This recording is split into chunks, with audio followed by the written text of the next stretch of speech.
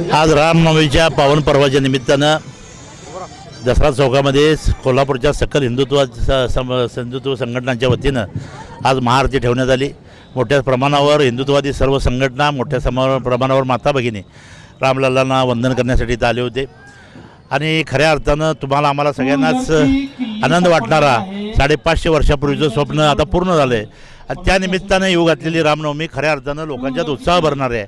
आणि म्हणून हिंदुत्वाचा विचार कोल्हापुरातून आता देशभर जातो आहे, देशातून सगळ्या आंतरराष्ट्रीय स्तरावर जातो आहे आणि हा विचार या निमित्तानं हिंदुत्वाचा विचार बुलंद होतो आहे आणि खऱ्या अर्थानं पुढच्या काळामध्ये रामराज्य येणार आहे याची सुरुवात या पर्वाच्या निमित्तानं झाली असं म्हटलं चुकीचं होणार नाही। आजच्याच दिवशी आजच शाहू महाराजांना 219 माजी नगरसेवकांनी पाठिंबा दर्शवला।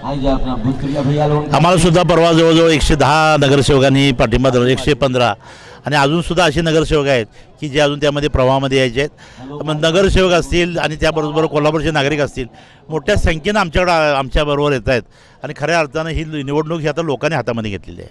सतेज पाटलांनी असं म्हटलं की आमच्यावर आरोप झालेत आमच्यावर, आम्ही पण पलटवार करणार।